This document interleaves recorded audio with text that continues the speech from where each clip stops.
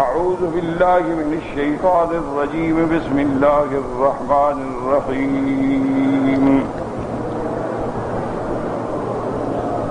وآية لهم أنا حملنا ذريتهم في الفلك المشحون وخلقنا لهم من مثله ما يركبون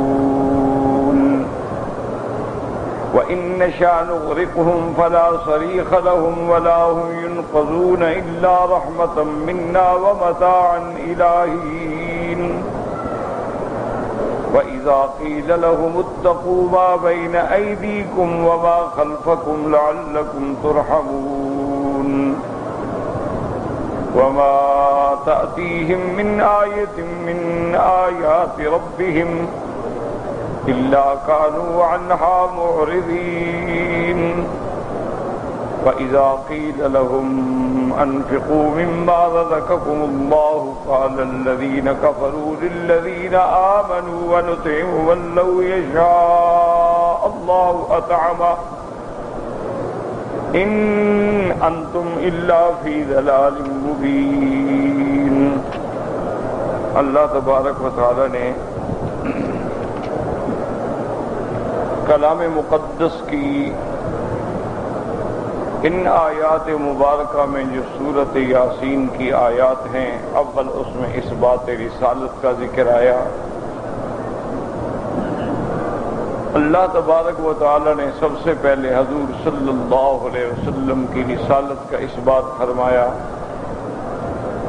پھر اللہ تبارک و تعالی نے ایک علاقے کی بات بیان کی، ایک بستی کی بات بیان کی، وہ انطاکیہ تھی یا کوئی اور تھی، کہ ہم نے وہاں بھی رسولوں کو بھیجا لیکن انہوں نے تکذیب کی۔ پہلے اللہ نے 2 رسول بھیجے، انہوں نے تکذیب کی، پھر اللہ نے ان کی مدد کے لیے ایک تیسرا پیغمبر بھیجا۔ فَعَزَّزْنَا بِثَالِثٍ فَقَالُوا إِنَّا إِلَيْكُمْ مُرْسَلُونَ، نے کہا کہ ہم اللہ کے بھیجے ہوئے ہیں، اللہ کے رسول ہیں، لیکن اس قوم نے انکار کر دیا۔ قالوا ما انتم الا بشر مثلنا، کہ تم ہماری طرح انسان ہو اور بشر جو ہے وہ نبی نہیں ہو سکتا، تم جو دعویٰ نبوت کر رہے ہو جھوٹ ہے، اللہ نے تم پہ کچھ نہیں اتارا ہے۔ اللہ کے ان پیغمبروں نے جواب دیا، قالوا ربنا یعلم، کہ رب ہمارا جانتا ہے، انا الیکم لمرسلون، اللہ نے ہی ہمیں تمہاری طرف بھیجا ہے، ہم رسول ہیں، انسان ہیں، ولد آدم ہیں، اللہ نے ہمیں رسالت کے لیے منتخب کیا ہے۔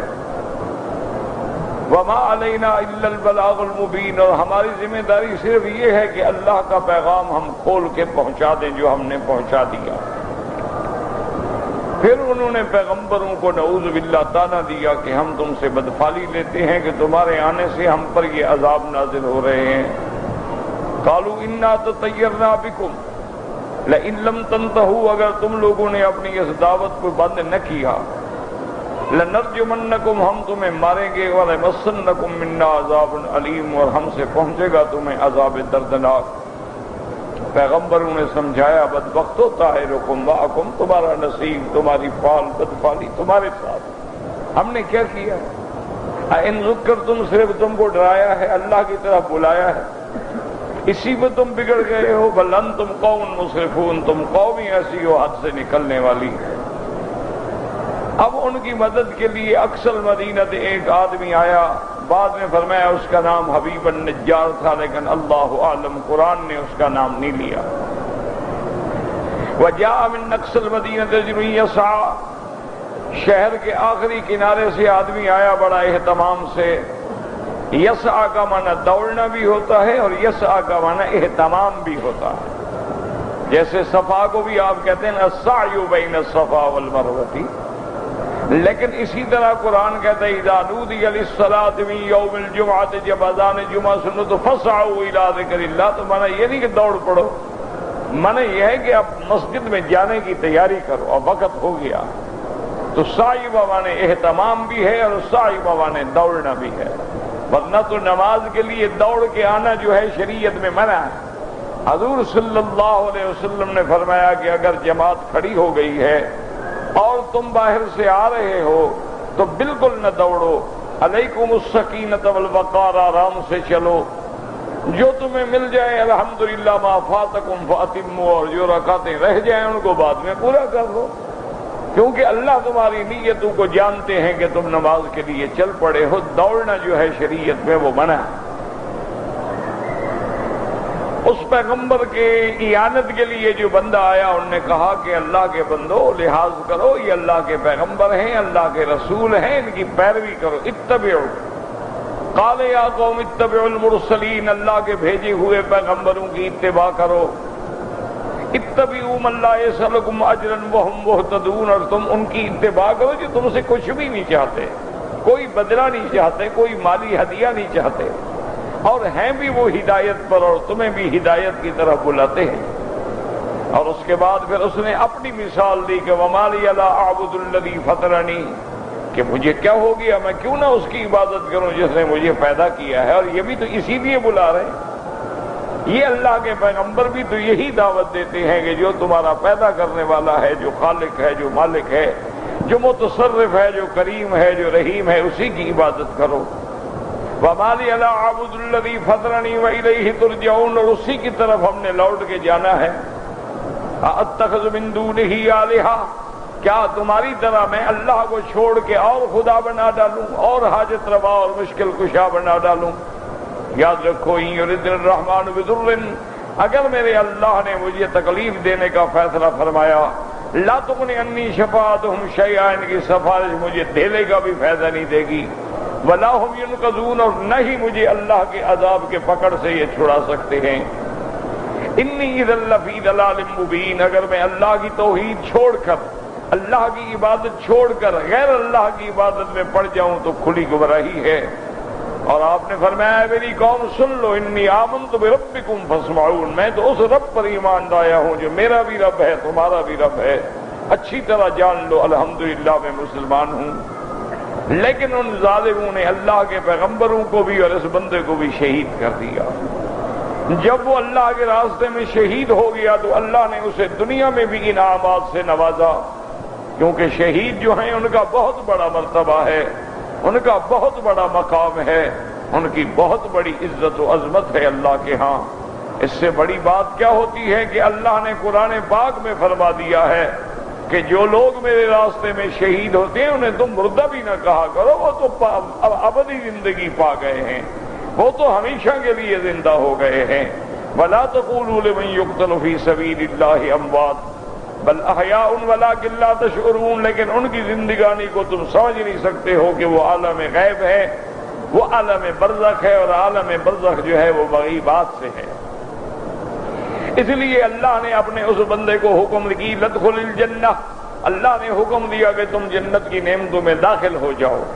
یاد رکھو حقیقی جنت میں داخلہ جو ہے وہ قیامت کے بعد ملے گا، لیکن جنت کی نعمتوں میں اللہ داخل فرما دیتے ہیں۔ جیسے کہ حدیث مبارک میں آتا ہے کہ مومن کے لیے مرنے کے بعد قبر کے اندر بھی جنت کی طرف سے کھڑکی کھول دی جاتی ہے اور مومن اس سے تناؤم حاصل کرتا ہے۔ اللہ تبارک و تعالیٰ اس کے لیے قبر میں 70 ذراعاً 70 ہاتھ وسعت پیدا فرما دیتے ہیں۔ اللہ تبارک و تعالیٰ کے فرشتے آ کے اس کو تسلی دیتے ہیں، مبارک دیتے ہیں، اور کہتے ہیں کہ تم آرام کرو، تمہارا رب بھی راضی ہے تم سے۔ تو جنت کی نعمتوں میں جب وہ داخل ہوا، قیل ادخل الجنہ قال یا لیت قومی یعلمون بما غفر لی ربی وجعلنی من المکرمین، کہنے لگا کہ اے کاش میری قوم کو پتہ چلتا کہ دیکھیں اللہ نے مجھے کیا عزت دی ہے، اللہ نے مجھے کیا مقام دیا ہے۔ تو اس سے ہمیں سبق ملا کہ ایمان والا بندہ دنیا میں ہو اس کو قوم کی فکر ہوتی ہے، مرنے کے بعد بھی قوم کی فکر ہوتی ہے کہ کاش میری قوم بھی ہدایت پہ آ جائے، کاش میرے باقی بھائی بھی جنت میں آ جائیں اور جہنم کی آگ سے بچ جائیں۔ قیل ادخل الجنۃ قال یا لیت قومی یعلمون بما غفر لی ربی وجعلنی من المکرمین۔ اور یاد رکھیں یہ ہدایت ہے اور جنت میں جانا ہے اور موت حق بیان سب اللہ کا کرم ہے۔ اللہ جب ہدایت کے فیصلے کرتے ہیں تو پھر دیر نہیں لگتی۔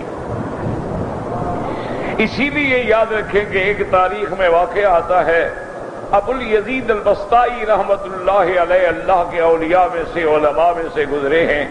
یہ بایزید بستامی نہیں ہے، بایزید بستامی الگ آدمی ہیں. ان کی کنیت ہے ابو الیزید البسطائی. یہ بھی اللہ کے بہت بڑے اولیاء میں تھے اور بہت بڑے عالم تھے. رات کو خواب میں دیکھتے ہیں کہ خواب میں کوئی کہنے والا حکم دیتا ہے کہ ابو الیزید اٹھو اور کل جو ہے تم فلاں گرجے کے اندر داخل ہو جاؤ، تمہارا وہاں جانا بہت ضروری ہے. ابو الیزید کہتے ہیں میں حیران ہو گیا کہ میرا گرجے سے کیا تعلق ہے بھائی؟ گرجا تو کافروں کا ہوتا ہے، نصرانیوں کا ہوتا ہے، اور مجھے حکم ہو رہا ہے کہ گرجے میں داخل ہو جاؤ.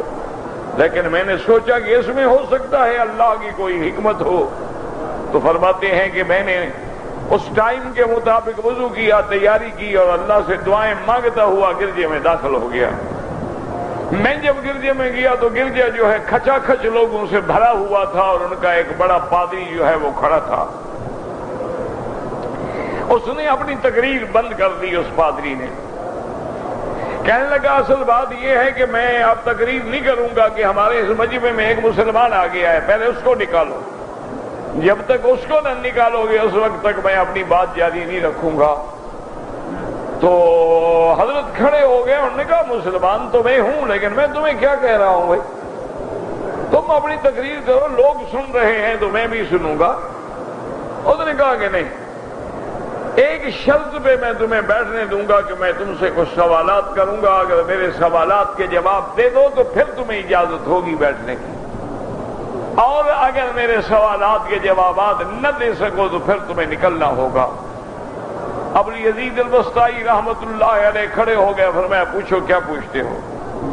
اس نے کہا اچھا مجھے یہ بتاؤ کہ وہ ایک کون سا ہے جس کا دوسرا نہیں، وہ دو کون سا ہے جس کا تیسرا نہیں، وہ تین کون سا ہے جس کا چوتھا نہیں، وہ کون سی چیز ہے چوتھی ہے لیکن پانچویں نہیں، وہ کون سی چیز ہے جو 6 ہے لیکن 7واں نہیں، وہ کون سی چیز ہے جو 8 ہے لیکن 9واں نہیں، وہ کون سی چیز ہے جو 10 ہے لیکن اس میں کبھی اضافہ بھی ہو سکتا ہے، اور وہ کون سی چیز ہے جس کا عدد 12 ہے لیکن 13 نہیں، وہ کون سی چیز ہے جس کا عدد 14 ہے لیکن 15 نہیں، وہ کون سی چیزیں ہیں جس کو اللہ تبارک و تعالیٰ نے بغیر ماں باپ کے پیدا کیا ہے.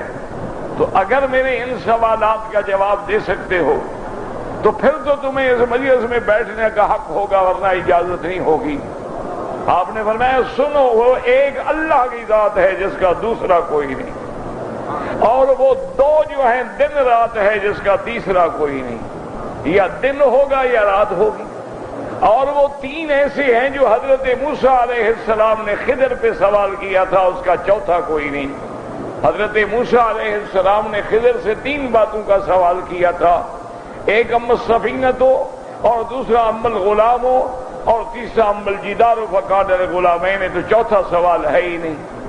اور اس نے کہا کہ اچھا یہ بتاؤ کہ وہ 8 کیا؟ انہوں نے کہا اللہ کے وہ فرشتے جنہوں نے عرش کو اٹھایا ہوا ہے، یحمل عرش ربک فوقہم یومئذ 8، اس کا 9 کوئی نہیں. اس نے کہا اچھا یہ بتائیں کہ 10 ہے لیکن بڑھ بھی سکتا ہے. انہوں نے کہا من جاء بالحسنۃ فلہ عشر امثالھا، اللہ فرماتے ہیں جو نیکی کرے گا 10 گنا اجر ملے گا، لیکن میں اگر چاہوں تو 700 گنا بھی بڑھا دوں. اس نے کہا اچھا مجھے یہ بتائیں کہ وہ 12 کون ہے جس میں 13 کوئی نہیں ہے. اس نے کہا وہ موسیٰ علیہ السلام کا معجزہ ہے کہ جب اللہ نے حکم دیا اور آپ نے پتھر پہ اپنا عصا مارا، فانفجرت من حسنتا عشرۃ عینا، اس سے 12 چشمے پھوٹ پڑے. یہ وہ 12 ہیں. اس نے کہا اچھا یہ بتاؤ 9 ہو جس کا 10 نہیں. اس نے کہا وہ موسیٰ علیہ السلام کے معجزات ہیں. اللہ نے فرمایا وَلَقَدْ آتَيْنَا مُوسَىٰ 9 آیات بینات، ہم نے موسیٰ علیہ السلام کو 9 معجزے دیے ہیں. اس نے کہا اچھا 4 ہیں لیکن 5واں نہیں. اس نے کہا ایک تورات ہے، زبور ہے، انجیل ہے، قرآن ہے، 5ویں کوئی کتاب نہیں ہے اس وقت دنیا میں جس کا نام ہو. انہوں نے کہا اچھا آپ یہ بھی بتا سکتے ہیں وہ کون سی چیزیں ہیں جن کو اللہ نے بغیر ماں اور باپ کے پیدا کیا ہے؟ آپ نے فرمایا اللہ نے آدم کو بغیر ماں اور باپ کے پیدا کیا ہے، اللہ نے فرشتوں کو بغیر ماں اور باپ کے پیدا کیا ہے، اور اللہ تبارک و تعالیٰ نے جو حضرت اسماعیل کے بدلے میں مینڈھا بھیجا تھا اس کو بھی بغیر کسی ماں باپ کے پیدا کیا ہے. وَفَدَيْنَاهُ بِذِبْحٍ عَظِيمٍ. اللہ نے حکم دیا تھا جبریل علیہ السلام کو کہ جنت سے مینڈھا لے جائیں تاکہ ابراہیم علیہ السلام کی قربانی جو ہے وہ پوری ہو جائے. اس نے کہا اچھا یہ مجھے بتائیں کہ وہ 6 کون سے ہیں جس کا 7واں نہیں؟ اس نے کہا قرآن میں ہے هُوَ الَّذِي خَلَقَ السَّمَاوَاتِ وَالْأَرْضَ وَمَا بَيْنَهُمَا فِي 6 أَيَّامٍ کہ اللہ نے آسمانوں اور زمینوں کو 6 دنوں میں پیدا کیا ہے. تو یہ 6 ہیں، یہ 7 نہیں ہو سکتے. اللہ نے قرآن میں نص قطعی بیان فرما دی ہے. اور نے کہا اچھا یہ مجھے آپ بتا سکتے ہیں کہ کوئی ایسی چیز بھی ہے جس کا عدد 14 ہو اور 15 نہ ہو؟ اور نے کہا ہاں، اللہ نے جب زمینوں اور آسمانوں کو خطاب کیا ثم استوى إلى السماء فهي دخان فقالتا وللأرض ائتيا طوعا أو كرها قالتا أتينا طائعين. زمینیں بن گئی، آسمان بن گئی، 7 آسمان 7 زمینیں 14 ہو گئی. تو اللہ نے ان کو حکم دیا 15ویں کوئی چیز نہیں ہے. تو آپ نے جب سارے جواب دے دیے تو ہکا بکا ہو گیا. آپ نے فرمایا دیکھو تم نے مجھ سے جتنے سوال کیے ہیں میں نے جواب دیا ہے، اب میں ایک سوال کرتا ہوں اور تجھے میرے ایک سوال کا جواب دینا ہوگا. اور نے کہا اچھا ٹھیک ہے تم کرو، کیا سوال ہے؟ فرمایا یہ بتاؤ جنت کی کنجی کیا ہے؟ اب جناب وہ آئے بائیں شاہ نہیں، میں نے تم نے جتنی سوال کی ہے میں نے جواب دیا. اب میرا بھی تو ایک سوال ہے نا کہ جنت کی کنجی کیا ہے؟ تم اپنے ممبر پہ کھڑے ہو اور دعویٰ کرتے ہو کہ دین عیسیٰ پہ ہو تو سچی بات کرو. اب وہ ٹالنے لگا، سارے لوگ کھڑے ہو گئے. انہوں نے کہا یہ کیا بات ہے؟ اگر مسلمانوں سے پوچھو وہ ہر بات کا جواب دیا، اس نے قرآن سے دلیل دی تمہیں ہر بات کی. یہ نہیں کہ ایسے کہ تمہیں ٹرکھانے کے لیے کہہ دیا ہو. اور تم سے ایک سوال کرتا ہے تم جواب نہیں دیتے ہو. اس نے کہا میں سچی بات کا جواب دوں گا. اس نے سچی باتیں کی ہیں، تم بھی سچی بات کرو. اس نے کہا جنت کی کنجی پوچھتے ہو تو لا الہ الا اللہ محمد الرسول اللہ، اس کے بغیر کوئی جنت میں نہیں جائے گا. سب نے کھڑے ہو کے کلمہ پڑھ لیا اور ہزاروں آدمی مسلمان ہو گئے. تو اللہ تبارک و تعالیٰ جب کسی سے کام لیتا ہے اس لیے ان کو ہر وقت قوم کی فکر ہے. گرجے میں جانا پڑے، ان کو کلیسا میں جانا پڑے، ان کو دشمنوں میں جانا پڑے، ان کو کسی غلط مقام پہ جانا پڑے، لیکن ہر وقت تڑپ ہوتی ہے کہ کسی طرح لوگوں کو توحید سمجھ آ جائے. اب دیکھیں حضرت یوسف علیہ السلام قید خانے میں بیٹھے ہیں، وہاں لوگ آتے ہیں تعبیر پوچھنے کے لیے، لیکن حضرت یوسف تعبیر بتانے سے پہلے کیا کہتے ہیں؟ یا صاحب السجن ارباب متفرقون خیر ام اللہ الواحد القہار. اے میرے قید کے ساتھیوں ذرا عقل سے بات کرو، ایک خدا بہتر ہوتا ہے یا ہزاروں خدا بہتر ہوتے ہیں؟ کہ کبھی اس کے آگے سر جھکایا، کبھی اس قبر پہ سر جھکایا، کبھی سورج کے آگے سر جھکایا، کبھی درختوں کے آگے سر جھکایا، کبھی شمس و قمر کو خدا مانا، کبھی بروج کو خدا مانا، کبھی ستاروں کو سعد اور نحس مانا. ان سارے چکروں سے بچنے کے لیے ایک خدا کے دروازے پہ کیوں نہ آ جاؤ؟ اور پھر جو تم نے خدا بنا رکھے ہیں تو تم نے نام رکھے ہوئے ہیں، یہ حاجت روا ہے، یہ مشکل کشا ہے، یہ داتا ہے، یہ غوث اعظم ہے. نہ اللہ نے نام رکھے ہیں، نہ انبیاء نے نام رکھے ہیں، نہ ان بزرگوں نے اپنے نام یہ رکھے ہیں. ان کے نام جو تھے وہ تو عبد القادر تھے، ان کا نام تو حضرت علی حجویری تھا، ان کا نام تو نظام الدین تھا، ان کا نام تو معین الدین تھا، ان کا نام تو سلیم الدین تھا، ان کا نام تو بائی عدید تھا، ان کا نام تو ابراہیم ابن ادہم تھا. انہوں نے تو کبھی نہیں کہا کہ ہم غوث اعظم ہیں، ہم غوث الثقلین ہیں، ہم حاجت روا ہیں، ہم مشکل کشا ہیں، ہم ناخدا ہیں، ہم ڈوبتے ہوں کو نکالنے والے ہیں. ان بزرگوں نے کبھی نہیں کہا یہ تہمت ہے اور قیامت میں تم پکڑے جاؤ گے. ما تعبدون من دونه الا اسماء سمیتموها انتم وآباؤکم، جن کو تم نے عبادت کے لیے مقام معین کر رکھا ہے ان کے نام تم نے رکھے ہوئے ہیں، نہ اللہ نے رکھے ہیں نہ کسی نے رکھے ہیں. تم نے رکھے ہیں یا تمہارے ماں باپ نے رکھے ہیں. تو یاد رکھیں کہ مومن جس حال میں ہو اسے ایک فکر ہوتی ہے کہ کسی طرح میری قوم جو ہے وہ مسلمان ہو جائے. اب دیکھیں حضور ساری رات کھڑے ہیں جنت البقیع پہ، بی بی عائشہ ڈھونڈ رہی ہیں. حضور نے فرمایا عائشہ تمہیں اپنی فکر ہے، انک فی شان وانا فی شان، تمہیں اپنی فکر ہے کہ نبی میرے گھر سے اٹھ کے کس بیوی کے پاس چلا گیا، اور مجھے تو امت کا فکر ہے کہ میری امت کا کیا ہوگا. اور آپ نے فرمایا کہ آج جو میں نے دعا مانگی ہے تم نے بنی کلاب کے بکریاں دیکھی ہیں؟ بی بی عائشہ نے کہا یا رسول اللہ وہ تو بہت بڑا ریوڑ ہے۔ آپ نے فرمایا ان بکریوں کے بالوں کے برابر اللہ نے میری امت کو میری آج کی دعا سے معاف کر دیا ہے۔ اللہ کے نبی مدینے میں ہے تو امت کا فکر ہے، اللہ کے نبی مکے میں ہے تو امت کا فکر ہے، اللہ کے نبی عرفات میں ہے، مینا میں ہے، مزدلفہ میں ہے، امت کا فکر ہے۔ اللہم اغفر لامتی، اللہم اغفر لامتی، اللہم اہد قومی فانہم لا یعلمون۔ اسی طرح جو اولیاء ہیں، اسی طرح جو علماء وارث الانبیاء ہیں، ان کو بھی ہر وقت ایک ہی دھن ہوتی ہے کہ اللہ کسی طرح لوگوں کو ہدایت دے دے، اللہ کافروں کو اسلام نصیب کر دے، اللہ گناہگاروں کو ہدایت دے دے، اللہ فاسق فاجر کو مومن کامل بنا دے، اللہ ان مخدرات میں، منشیات میں، عذاب میں، زنا میں، فحاشی میں اور یعنی میں پڑے ہوئے لوگوں کو نکال کے اپنے دین کی محبت عطا فرما دے۔ اس لیے وہ بندہ بھی کہتا ہے یا لیت قومی یعلمون بما غفر لی ربی وجعلنی من المکرمین، کہ اللہ نے مجھے جو مقام دیا ہے کاش میری قوم دیکھتی تو شاید وہ بھی مسلمان ہو جاتے۔ اور اس کے بعد اللہ تبارک و تعالیٰ فرماتے ہیں کہ کبھی کبھی ہم اپنے اولیاء، کبھی کبھی ہم اپنے انبیاء کی گستاخوں سے دنیا میں بھی بدلہ لے لیتے ہیں۔ اور آپ حضرات بھی اللہ کے کعبے میں ہیں اور جمعہ کی شام ہے، دل سے دعا کریں کہ اب بھی جو میرے مدنی کے گستاخ ہیں اللہ اپنی قدرت سے ان سے بدلہ لے لے۔ یا اللہ ہم بے بس ہو چکے ہیں، ہم نام کے مسلمان ہیں، نہ ہمیں تیری توحید سے محبت ہے نہ تیرے مدنی سے محبت ہے۔ ہم تو صرف دعویٰ کرتے ہیں کہ ہم مسلمان ہیں، ہمارے محبوب محمد مصطفیٰ ہیں، نہ ہماری شکل نبی جیسی ہے، نہ ہمارا لباس نبی جیسا ہے، نہ ہمارے اقوال نبی جیسے ہیں، نہ ہمارے افعال نبی جیسے ہیں، نہ ہمارا گھرانہ نبی جیسا ہے، نہ ہمارے بیٹے بیٹیاں پیغمبر کے کہنے پہ چل رہے ہیں۔ ہم ہر بات کافروں پر چلتے ہیں لیکن زبانی کلامی کہتے ہیں حضور محبوب ہیں، محبوب کائنات ہیں، کملی والے پہ میری جان قربان، میرا مال میری اولاد قربان، لیکن داڑھی ضرور منڈاؤں گا۔ کس سے دھوکہ کر رہے ہو؟ اللہ کے نبی سے یا خدا سے؟ کس کو دھوکہ دینا چاہتے ہو؟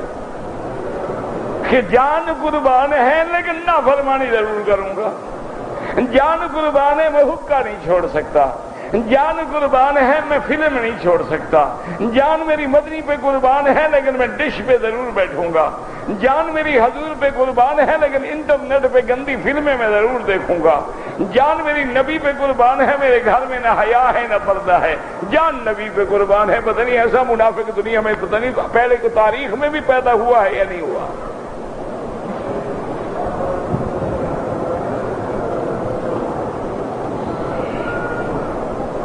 اب دیکھیں گے پھر اللہ نے فرمایا کہ پھر ہم نے اپنے اولیاء کا بدلہ لیا۔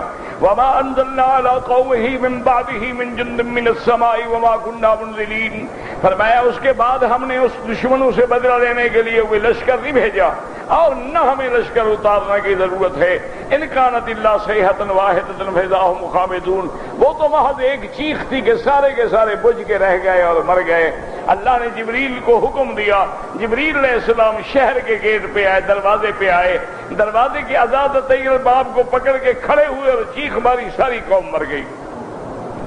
اس کے بعد اللہ فرماتے یا حسرۃ علی العباد، کاش افسوس ہے ان بندوں پہ، اور کہ جب بھی ان کے پاس پیغمبر آتا ہے، جب بھی ان کے پاس میرا پیغام آتا ہے یہ ٹھٹھا کرتے ہیں، مخول کرتے ہیں۔ الم یروا کما اہلکنا قبلہم من القرون انہم الیہم لا یرجعون، کیا یہ اندھے ہیں نہیں دیکھتے؟ کیا یہ نہیں جانتے؟ کیا نہیں پڑھتے کہ ان سے پہلے ہم نے کتنی قوموں کو تباہ کر ڈالا ہے؟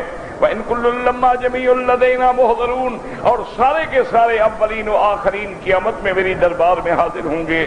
اللہ نے فرمایا وَآيَةٌ لَّهُمُ الْأَرْضُ مَيْتَةٌ أَحْيَيْنَاهَا، تمہارے سامنے نشانی ہے کہ مردہ زمینوں کو ہم زندہ کرتے ہیں، پھر اس سے تمہارے لیے دانے نکالتے ہیں جو تم کھاتے ہو۔ وَجَعَلْنَا فِيهَا جَنَّاتٍ مِّن نَخِيلٍ وَأَعْنَابٍ، پھر زمین میں ہم تمہارے لیے باغات پیدا کرتے ہیں کھجوروں کے، انگوروں کے۔ وَفَجَّرْنَا فِيهَا مِنَ الْعُيُونِ، اور ہم نکالتے ہیں چشموں سے پانی۔ لِيَأْكُلُوا مِن ثَمَرِهِ وَمَا عَمِلَتْهُ أَيْدِيهِمْ، تاکہ تم ان پھلوں کو کھاؤ حالانکہ تم نے کچھ بھی نہیں کیا ہے۔ زیادہ سے زیادہ تم نے تو ایک بیج کو مٹی میں ڈالا ہے، لیکن اس کو بنانے والا، چلانے والا، اٹھانے والا جو ہے وہ تو اللہ تبارک و تعالیٰ کی ذات ہے۔ افلا یشکرون، تم اتنی نعمتوں کے بعد اللہ کا شکر نہیں کرتے ہو؟ سبحان الذی خلق الازواج کلھا، پاک ہے وہ ذات جس نے ہر چیز کے جوڑے پیدا کیے ہیں، چاہے وہ زمین سے نکلیں، چاہے انسان سے نکلے، اور چاہے وہ مخلوق جن کو تم نہیں جانتے ہو۔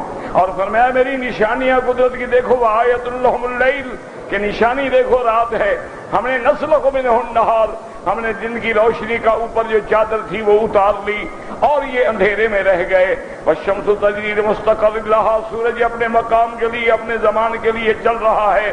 یہ سورج چاند کا نظام جو ہے، ذالک تقدیر العزیز العلیم، یہ اس ذات کا بنایا ہوا ہے جو غالب بھی ہے، جو علم والا بھی ہے، کہ مجال ہے اس نظام میں ذرے کے برابر بھی فرق آ جائے۔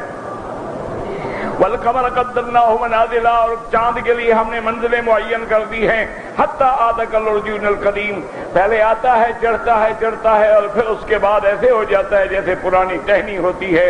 للشمس ينبغي لها ان تدرك القمر، سورج کو طاقت نہیں ہے کہ وہ جا کے چاند کو ہاتھ پکڑ لے۔ ولللیل سابق النہار، اور نہ رات کو کہ وہ دن سے پہلے آئے، بلکہ جو اللہ نے نظام رکھا ہے وہ کلن فی فلک یسبحون، یہ تمام چیزیں جو ہیں فلک میں تیر رہی ہیں۔ یسبحون کا معنی تیرنا، تو یاد رکھیں یہ آسمانوں میں نہیں ہے، فلک میں ہیں۔ آسمان الگ چیز ہے اور فلک الگ چیز ہے، نہ سورج آسمان میں ہے، نہ چاند آسمان میں ہے، نہ یہ سیارات آسمان میں ہیں۔ اس لیے قرآن کہتے ہیں انا زینا السماء الدنیا بزینت الکواکب، تو زینت وہ ہوتا ہے جو باہر ہو، اندر کی چیز کی زینت کون دیکھتا ہے ما سوا اللہ کے؟ تو اس لیے یہ ساری چیزیں جو ہیں باہر ہیں اور اللہ تعالیٰ کی نشانیوں میں، اللہ کی قدرتوں میں ہیں۔ اب آج کے سبق میں جو ہم نے پڑھا ہے یہ بھی اللہ کی قدرت کی نشانی۔ فرمایا وآیۃ لہم انا حملنا ذرریتہم فی الفلک المشحون۔ اللہ فرماتے ہیں میری قدرت کی نشانیوں میں سے نشانی ہے انا حملنا ذرریتہم، کہ ہم نے ان کو اٹھایا، ان کی اولادوں کو ایک ایسی کشتی میں جو بھری ہوئی ہے۔ اللہ فرماتے ہیں نشانیوں پہ غور کرو کہ دریا کس نے پیدا کیا، دریا پہ پھر کشتیاں کس نے چلائیں، اور کس نے یہ کیفیت پیدا کر دی کہ دریا کا پانی جو ہے وہ املس ہے۔ یاد رکھو دریا جو ہے یہ املس ہوتے ہیں۔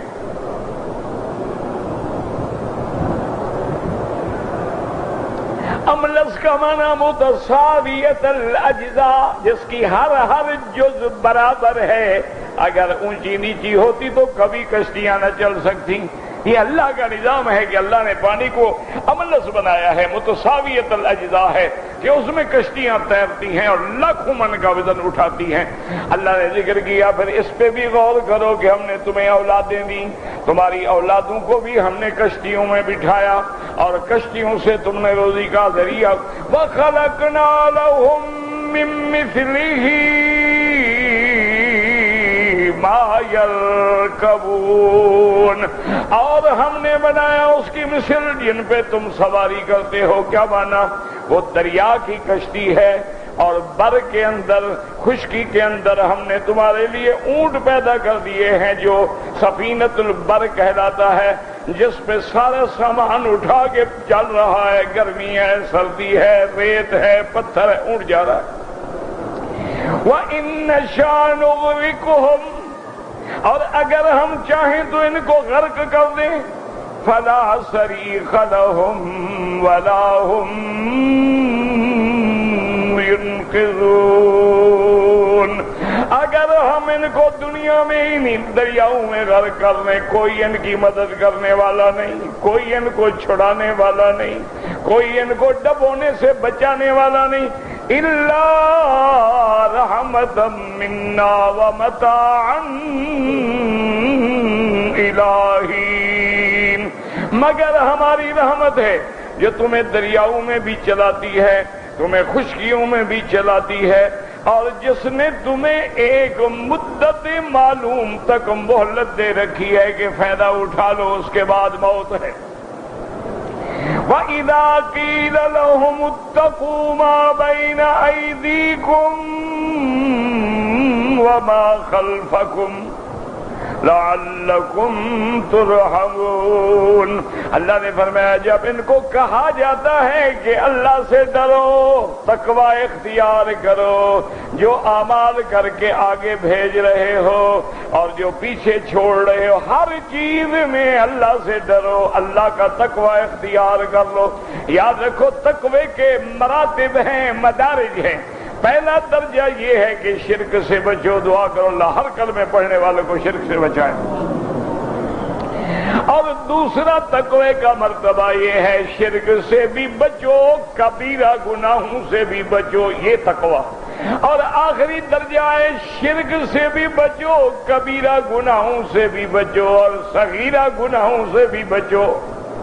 اور بعض علماء نے فرمایا ایک سب سے اونچا درجہ ہے کہ وہ شرک سے بھی بچتے ہیں، کبیرہ صغیرہ سے بھی بچتے ہیں، مباحات کو بھی چھوڑ دیتے ہیں ڈر کے مارے کہ کہیں مباح پہ عمل کرنے سے کسی مکروہات میں نہ پڑ جائیں۔ جیسے حضور پاک نے فرمایا کہ ایک آدمی ہے، اس نے اپنے سبزے کے لیے باہر سے ایک رکھ پیدا کی ہے، باہر سے باڑ لگا دی ہے۔ اگر تم بکریاں باڑ کے قریب چراؤ گے تو ڈر ہے کہ کوئی کان فاحشۃ وساء سبیلا۔ اللہ فرماتے ہیں زنا کے قریب بھی نہ جاؤ۔ کیا مانا؟ یہ نہیں کہا کہ زنا نہ کرو، فرمایا قریب نہ جاؤ۔ جب غیر محرم عورت سے بات ہی نہیں کرو گے، اجنبی عورت سے تنہائی میں نہیں ملو گے، کبھی موبائل پہ بیٹھ کے چیٹنگ نہیں کرو گے، کبھی یہ نظریں نہیں اٹھاؤ گے، کبھی غیر محرم کے چہرے پر نہیں دیکھو گے، اس گلی سے بھی نہیں گزرو گے تو خود بخود محفوظ ہو گئے۔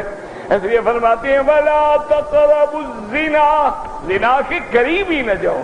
قریب گئے تو پھر تو آگ ہے، کسی وقت لگ سکتی ہے، بڑے سے بڑا آدمی جل جاتا، بڑے سے بڑے مولوی، بڑے سے بڑے پیر جو تھے، یہ عورت تو ایسا فتنہ ہے رگڑے گئے۔ اسی لیے میرے مدنی رحمت دو عالم صلی اللہ علیہ وسلم نے فرمایا ایاکم وفتنۃ النساء،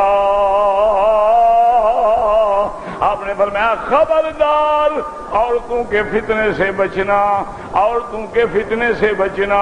اور حضور نے فرمایا انما ہلکت بنو اسرائیل، بنی اسرائیل قوم پہ جو بربادی آئی تو انہی عورتوں کی وجہ سے آئی۔ اس لیے اللہ کا حکم ہے کہ برائی کے قریب بھی نہ جاؤ۔ یہ مانا نہیں کہ قریب سر پہ کھڑے ہو جاؤ، میں اندر تو نہیں گیا جی، کسی وقت چلے جاؤ گے۔ اسی لیے حضور نے فرمایا کہ جس ٹیبل پر، جس کھانے کے حال میں یدار علیہ الخمر، جہاں شراب تقسیم ہو رہی ہے، اس مجلس میں بھی نہ بیٹھو، اس ٹیبل پہ بھی نہ بیٹھو۔ حالانکہ تم نہیں پی رہے ہو، لیکن حکم ہے وہاں بیٹھو نہیں۔ نہ پی رہے ہو وہ تو آ رہی ہے نا، بدبو تو آ رہی ہے نا۔ نہ پی رہے ہو تو پینے والوں کو تو دیکھ رہے ہو نا، نہ پی رہے ہو تو پینے والوں کے بعد خاموش بیٹھے ان کو تو نہیں کہہ رہے ہو نا کہ جناب یہ حرام ہے۔ یہ تو پھر جرت والا کوئی عالم کہتا ہے نا۔ وہ حضرت ہزاروی صاحب کے بارے میں آتا ہے، اللہ ان کی قبر پہ رحمت کرے، وہ آپ کے ملک میں ایک بہت بڑا آدمی تھا، مر گیا بیچارہ، اللہ بخشے اس کو بھی۔ ہر مسلمان نے مرنا ہے، مرنے کے بعد کسی کی برائی نہیں ہونی چاہیے، اسے میں نام نہیں لوں گا۔ اتفاق سے حضرت جب گئے تو اس کی ٹیبل پہ بوتل بھی رکھی تھی اور جام بھی رکھا تھا، اور وہ شغلے میں نوشی فرما رہے۔ تو مولانا آخر کو بچے تو نہیں تھے، MNA رہے، اتنا بڑا عالم، اتنا بڑا، انہوں نے کہا یہ کیا ہے؟ انہوں نے کہا مولانا کیا پوچھتے ہو، یہ شیرنی کا دودھ ہے۔ آپ نے فرمایا شیرنی کا دودھ تو نہیں لگتا مجھے، تو کتی کا پیشاب لگتا ہے جو تم پی رہے ہو۔ یہ حق بات کہنے والے مر گئے۔ اب تو جناب یہ ہے کہ افسر شیعہ ہو، ہمارے مولوی شیعہ بن جاتے ہیں، یوم حسین منا کے دعوت دیتے ہیں۔ اگر افسر بریلوی ہو تو میلاد کا جلسہ ہو جاتا ہے۔ اور دیکھا کہ یار یہ تو افسر بڑا سخت عقیدے کا پکا ہے، تو ٹھیک ہے توحید پر جلسہ رکھ لیتے ہیں، اللہ کی توحید کی بیان کر دو بس۔ آج کل تو یہ حال ہے، مولوی بھی بک گئے اور پیر بھی بک گئے، بتاؤ کیا خریدو گے؟ یہاں ہر چیز بکتی ہے، ریٹ میں فرق ہے، کو مولوی سستا بک گیا، کو مہنگا بک گیا۔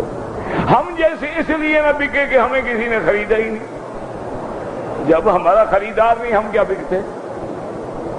ہم بے قیمت لوگ، ہمارا کوئی خریدار ہی نہیں، ہم کیا بکتے؟ اگر ہمارا بھی ریٹ لگ جاتا تو پتہ نہیں ہم کہاں ہوتے۔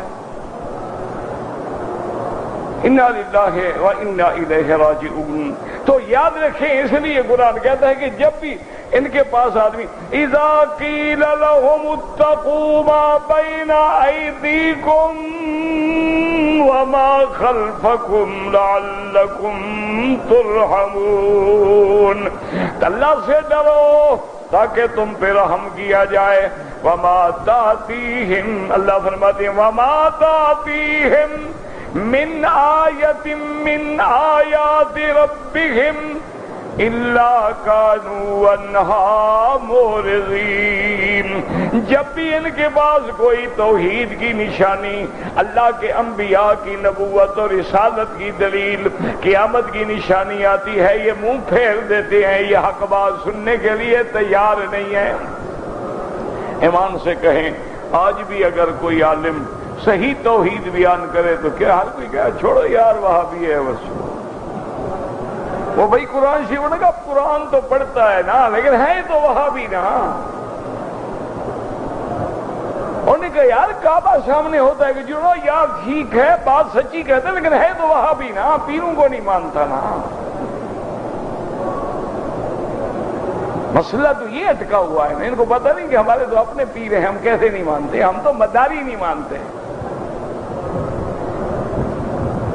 ہم تو مداریوں کو نہیں مانتے ہیں، ہم ان پیروں کو نہیں مانتے ہیں جن کے گھروں میں لوگوں کی عورتیں ہیں، ہم ان پیروں کو نہیں مانتے ہیں جن کی راتیں شراب میں گزرتی ہیں، ہم ان پیروں کو نہیں مانتے ہیں جو بھنگ کے رسیہ ہیں، ہم ان پیروں کو نہیں مانتے جو بے نواز ہیں، ہم ان پیروں کو نہیں مانتے جن کا عقیدہ توحید پہ نہیں ہے، ہم تو اللہ والوں کے غلام ہیں۔ اولیاء اللہ ہوتے کون ہیں؟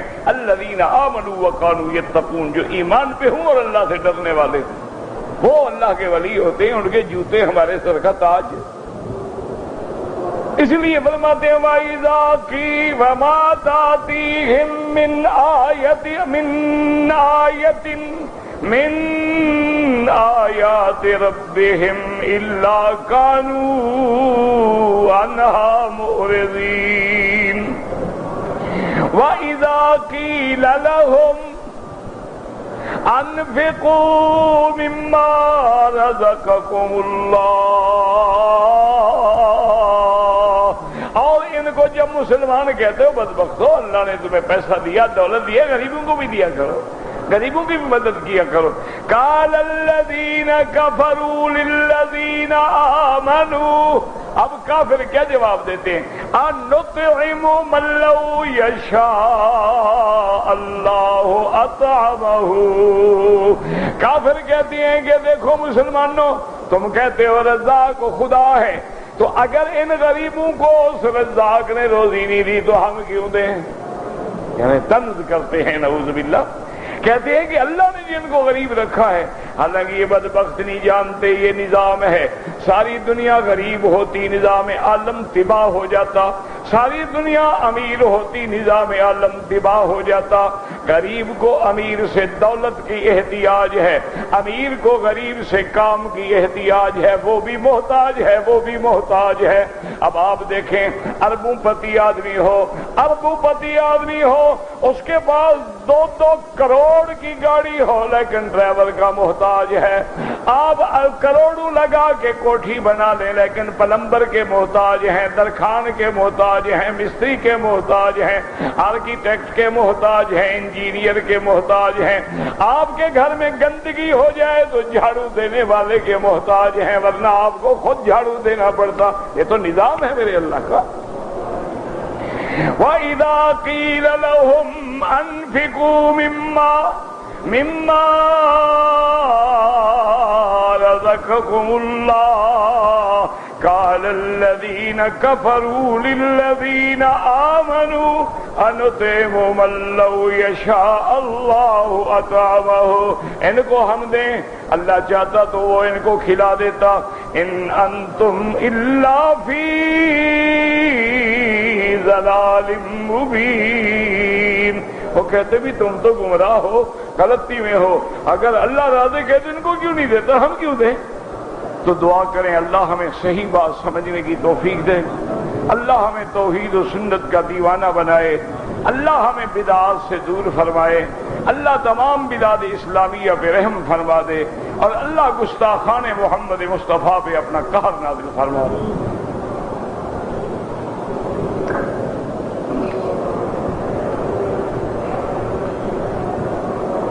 ایک آدمی نے عمرہ کیا، عمرہ کرنے کے بعد طواف کیا، صفا مروہ دوڑ کے، صفا نہیں دوڑا، سر مڑا دیا، دم پڑ گئی ایک بکری. صفا واجب ہے، واجب چھوڑا، دم پڑ گئی.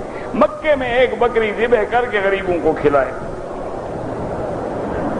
اگلے دن اپنے گھر سے احرام باندھ کے عمرہ کیا، اس کا دینے کا فائدہ ہی نہیں، وہ عمرہ ہی نہیں ہے. گھر سے بھی تو عمرے ہوتے ہیں. ماشاءاللہ تیرا گھر بھی اب میقات ہو گیا کہ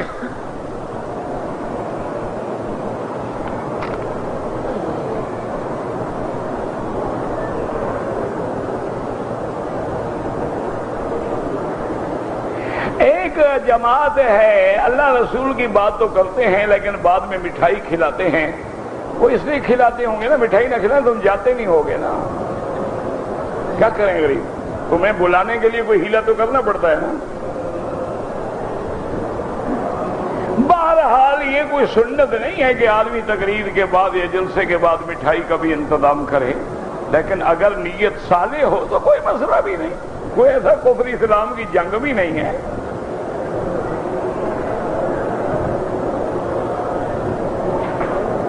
وہ بھی سب جماعتیں جو بھی اللہ قرآن کی بات کریں سب اچھی ہیں، یاد رکھو. کوئی جماعت کیا ہوتی ہے، یہ ایک اپنا نام ہے. اصل یہ دیکھو کہ ان کا عقیدہ توحید پہ، سنت پہ، اتباع رسول صلی اللہ علیہ وسلم پہ ٹھیک ہے، سب ٹھیک ہے. ہاں وہ جماعتیں غلط ہیں، صحابہ کے دشمن ہیں، اہل بیت کے دشمن ہیں، حدیث رسول کے دشمن ہیں، سنت رسول کے دشمن ہیں، وہ جماعتیں گمراہ ہیں. یاد رکھو. یعنی ایک جماعت ہے لیکن ان کو ابو بکر عمر عثمان سے بغض ہے تو قرآن کی مخالف ہو گئی. اگر ایک جماعت ہے شان محمد مصطفیٰ کی گستاخ ہے، اللہ نے حکم دیا کہ میرے نبی کی آواز سے اونچی آواز نہ کرو، یہ گستاخی کرے تو یہ کہاں سے جماعت خیر کی ہو گئی. اسی طرح معتزلہ ہیں، خوارج ہیں، روافض ہیں، نواصب ہیں، قدریہ ہیں، مشبہ ہیں، کرامیہ ہیں، قادیانیہ، یہ سب فرق باطلہ. باقی سب ٹھیک ہے، بس اگر بدعت میں پڑے ہیں دعا کرو اللہ ان کو بھی سنت پہ لے آئیں.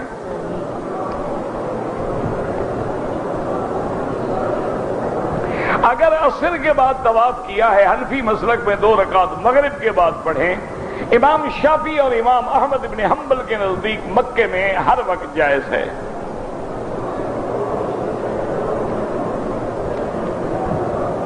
کسی آدمی نے سر پہ پستول رکھ کے کہا گن پوائنٹ پہ کہ طلاق دو، اگر یقین تھا کہ مار دے گا پھر طلاق نہیں ہوگی. لیکن حقیقت اکراہ کا فیصلہ کون کرے گا؟ دیکھنا پڑے گا نا کہ کیا اگر طلاق نہ دیتا تو وہ مار دیتا. ایک ہے صرف ڈراوا باز کھلونا پستول لے کر بھی ڈاکے مار لیتے ہیں. تو حقیقت دیکھنی ہوگا، اگر حقیقت ہو پھر طلاق نہیں ہوگی. میرے پاس 80,000 پاکستانی ہے، زکوٰۃ دینی ہو، کیوں نہیں دینی ہوگی جناب؟ ایسی یہ دیکھ لو آج کل پتہ نہیں 1 تولے کی کیا قیمت ہے، میرے خیال میں 20,000 روپے تولے کی قیمت ہے.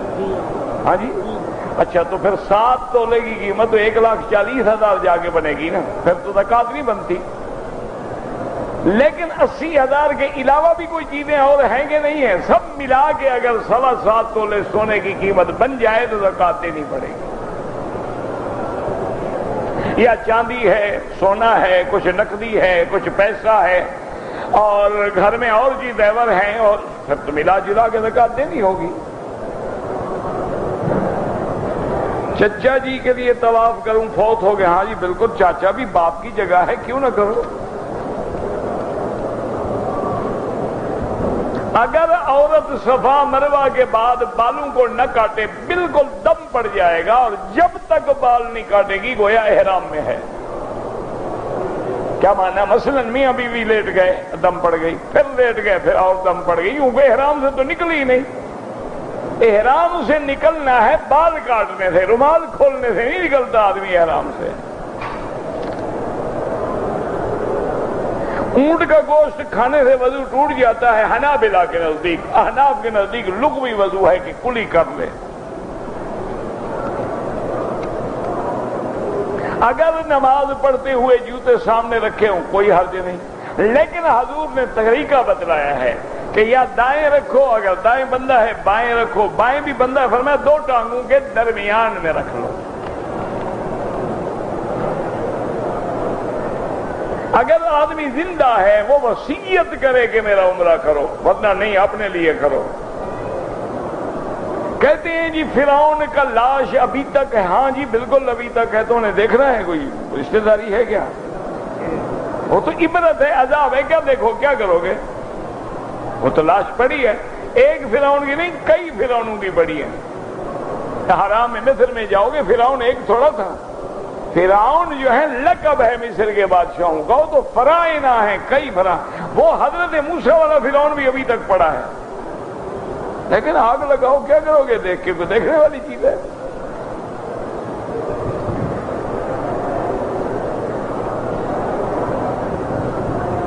ایک ہی سوال ہے، اگر ہم مکے میں رہتے ہوئے عمرہ کرنا چاہیں، مکے میں رہتے ہوئے افضل یہ ہے کہ طواف زیادہ کرو، جتنا وقت عمرے پہ لگاؤ اتنا وقت طواف میں لگاؤ تو زیادہ ثواب ہے۔ مثلا عمرہ کرتے ہوئے 2 گھنٹے لگتے ہیں، 2 گھنٹے تم طواف کرتے رہے، یہ زیادہ ثواب ہے۔ لیکن اگر کرنا چاہو تو پھر مسجد عائشہ جانا ہوگا یا جیرانہ جانا ہوگا، وہاں سے احرام باندھ کے آئیں گے۔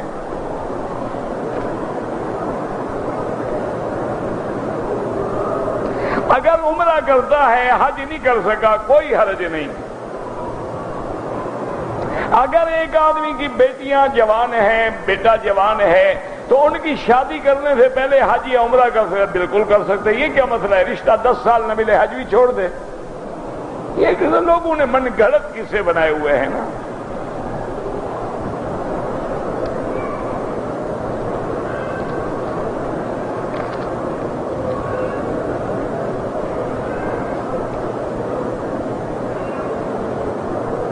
ہمارا گھر جو ہے حدود حرم سے 13 کلومیٹر دور ہے، آپ اپنے گھر سے بھی احرام باندھ کے عمرہ کر سکتے ہیں۔ منع یہ ہے کہ حد حرم سے باہر جانا ہوگا۔ مسجد عائشہ چونکہ باہر ہے، جیرانہ باہر ہے، عرفات باہر ہے، حدیبیہ باہر ہے، جدہ باہر ہے، بحرہ باہر ہے، تمہارا گھر بھی باہر ہے، وہاں سے احرام باندھ کے آ جاؤ۔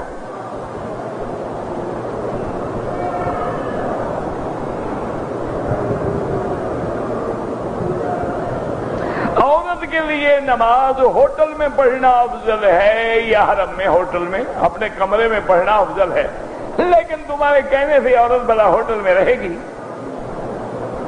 اب تو تم یہ مسئلہ پوچھو کہ بھئی مرد کی نماز ہوٹل میں افضل ہے، چونکہ عورت نے تو آنا ہے، اس نے تو سارے جہان کا طواف بھی خراب کرنا ہے، ہر حال میں نماز بھی خراب کرنی ہے۔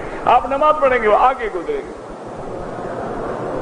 ورنہ اللہ نے اس کو آنکھیں نہیں دی ہے میں نماز پڑھ رہے میں بیٹھ جاؤں 15 منٹ، جب لوگ اٹھ جائیں گے میں چلی جاؤں گی، لیکن نہیں آگے گزرے گی کہ سب کی نماز برباد ہو۔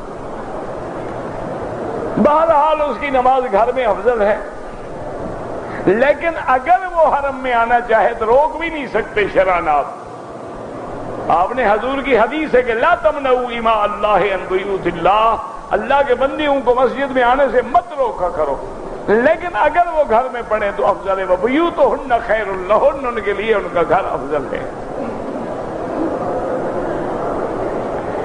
اگر رش ہے تو عورت طواف نہ کرے، دور بیٹھ کے قرآن پڑھے، کعبہ دیکھتی رہے، بس اپنے اوقات بنا لو۔ جب رش نہ ہو باہر ایک طواف کرو، رش میں 10 طواف کرو، کوئی فائدہ نہیں کہ لوگوں کو کندھے سے کندھا لگ رہا ہے، پس رہے ہیں، عورتیں مرد ملے ہوئے ہیں، انا للہ و انا الیہ راجعون۔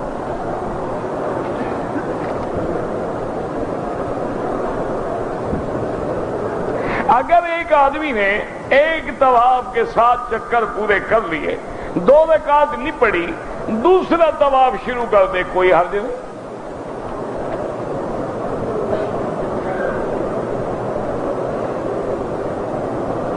اگر ایک آدمی حج پہ آئے، حج کر لیا، طواف زیارت کر لیا، ہر چیز سے فارغ ہو کے میاں بیوی آپس میں مکے میں مل سکتے ہیں، تو مکے میں جتنے بچے پیدا ہوتے ہیں یہ بغیر ملے ہوئے ملتے ہیں، اوپر سے گرتے ہیں، ماشاءاللہ۔ عجیب بات ہے، یہ اچھی بات ہے بھئی، جب اللہ کا بندہ مکہ ہو، مدینہ ہو، بیوی بیوی ہے تمہاری، حالت احرام میں حرام ہے نا، یہ تھوڑا کہ ہمیشہ کے لیے حرام ہو گیا۔ اچھا حج کرایا ہم نے بیوی کو، وہ بھی فارغ ہو گئی، ہم بھی فارغ ہو گئے۔ مکے میں ملنا تو ضروری ہے، یہاں آدمی زمزم پیتا ہے، کہاں صبر ہوتا ہے۔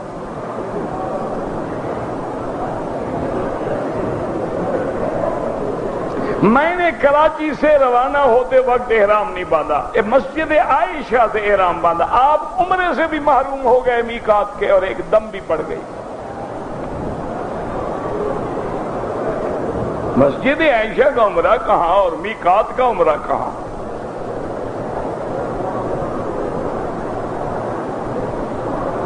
آج کل بچے کمپیوٹر پہ گیم کھیلتے ہیں، کیا پتا وہ کون سی گیم کھیلتے ہیں۔ گیم کی بات ہے نا، یہ تو دیکھنا پڑے گا نا ماں باپ کو کہ بچہ کون سی گیم کھیل رہا ہے۔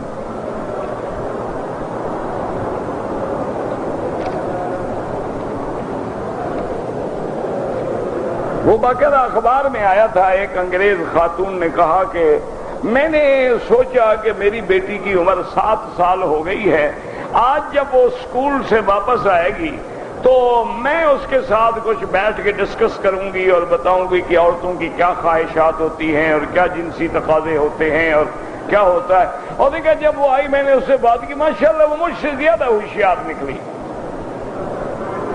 تو آج کل کے بچے ماشاءاللہ جناب گیم نہیں کھیلتے، پتہ نہیں وہ کیا کیا گیم کھیل رہے ہیں۔ کبھی چیک تو کرو بچوں کے موبائل کو، کبھی چیک تو کرو بچوں کے کمپیوٹر کو، کبھی اپنی بیٹی کا موبائل لے لو نا، جو نمبر ہے اسے کال کر کے دیکھو کیا حشر ہو رہا ہے۔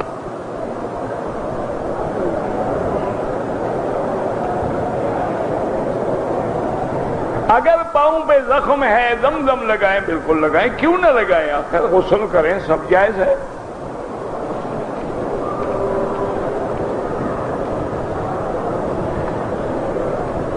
کہتے ہیں جی کہ پہاڑ کا نام ابھی قبیس کیوں رکھا؟ وہ بندہ تھا، اس کی نسبت ہے، جیسے عمر کی طرف نسبت ہے، ہند کی طرف نسبت ہے، تو نام ہے۔ تم اپنے علاقے کا کیا نام رکھتے ہو؟ تم بھی تو رکھتے ہو نا کہ جی یہ رحیم یار خان ہے، یہ ملتان شریف ہے، یہ اچ شریف ہے، یہ سکھر شریف ہے، کیوں رکھتے ہو؟ تو نسبت تو ہوتی ہے۔ مسجد میں کتا چلا گیا، آپ مار کے نکال دو، اور کیا کہا، سر پہ بٹھا، یہ بھی مسئلہ ہے۔ کتا چلا گیا نکال دو، اگر کوئی افسر ہے دھو ڈال۔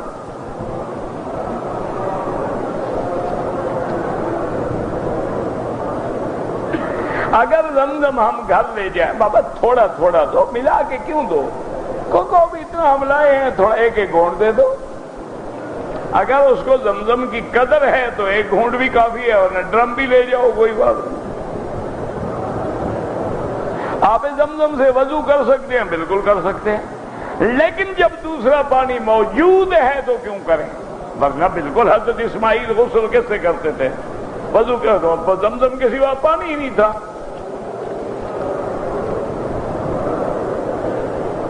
اگر ایک آدمی نے طواف کر لیا عصر کے بعد، صفا مروہ دوڑ لیا، سر مڈا لیا، 2 رکعت بعد میں پڑھی، کوئی حرج نہیں، 2 رکعت تو 4 دن بعد بھی پڑھ سکتے ہو۔ اگر دوران طواف خطبہ شروع ہو جائے، بیٹھ چھوڑ دو طواف، خطبے کا حکم ہے کہ سنو۔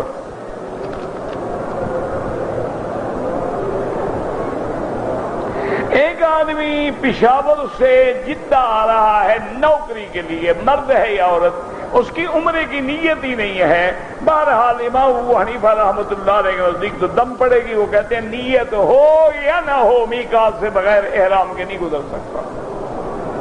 اگر ہماری نیت پہ چھوڑ دیا جائے تو پھر 5 میقات مقرر کرنے کی ضرورت ہی کیا تھی؟ یہ 5 جگہ کیوں مقرر کی گئی؟ گو بعض ائمہ نے ایک حدیث سے کہ لمن اراد الحج والعمرہ کی قید کو سامنے رکھا ہے، لیکن بہرحال عمرہ کرنے پر تو سب حضرات کہتے ہیں افضل ہے کہ احرام باندھ گیا ہے۔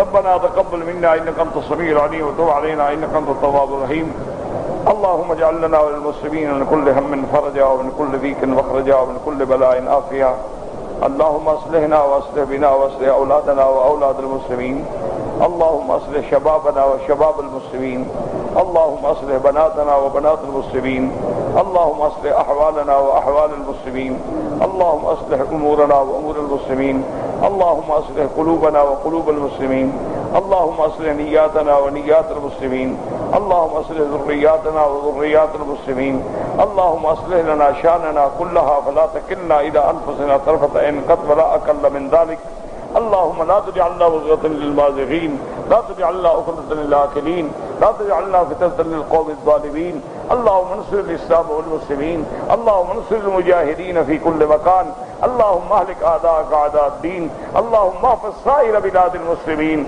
وهذا البلد الأمين فاجعلها آمنا مطمئنا سخاء رخاء إلى يوم الدين برحمتك يا أرحم الراحمين صلى الله تعالى على خير خلقه سيدنا محمد وعلى آله وصحبه أجمعين